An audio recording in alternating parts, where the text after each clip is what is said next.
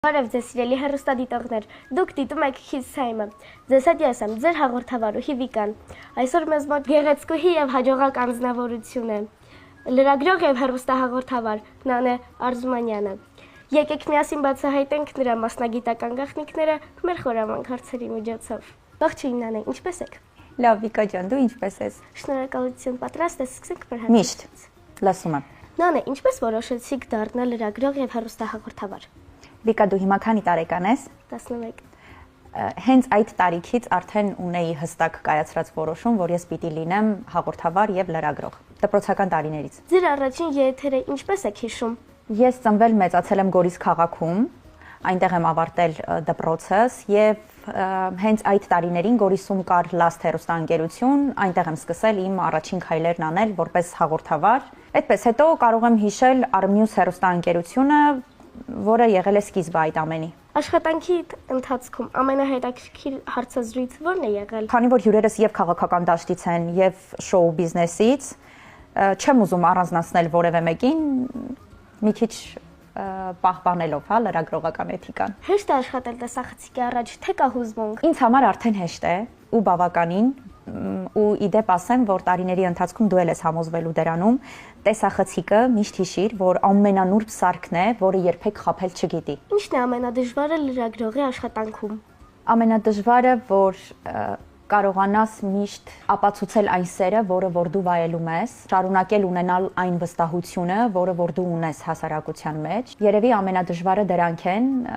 մնացածը արդեն հեշտ է, որը կապված է քո մասնագիտական դիտարկումների հետ, անաչառությունը, օբյեկտիվությունը, որոնք որ դու պիտի միշտ պահպանես, որպեսզի կարողանաս հետո այդ դժվարությունները հաղթահարել։ Ինչպես եք պատրաստվում հարցազրույցներից առաջ, օրինակ այսօր։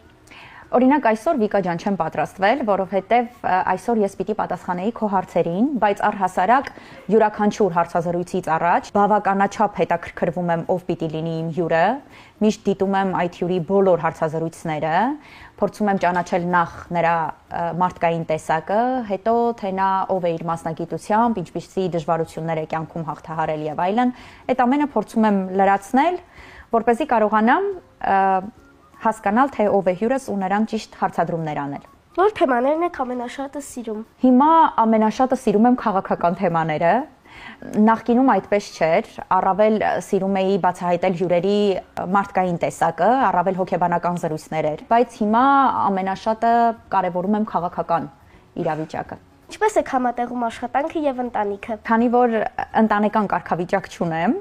բավականին հեշտ է։ Երբևէ եղել է անսպասելի վիճակ ուղիղ եթերում։ Անսպասելի իրավիճակ ուղիղ եթերում, ճիշտն ասած, բազմաթիվ են, ու դու պիտի կարողանաս այնքան ճիշտ այդ ամենը շրջանցել, որ որևէ մեկը չնկատի, բայց հիմա մի դեպք հիշեցի, հայտնի Միսսիպիսիի դեպքը, երբ որ ուղիղ եթերում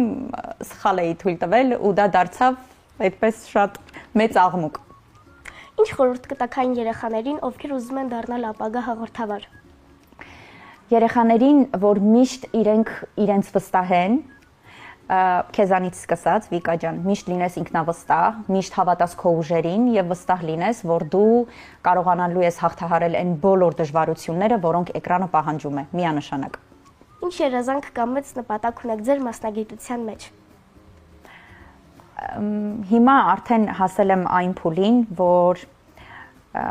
եթե կարելի է ասել նպատակ կամ երազանք կամ մեծ ցանկություն,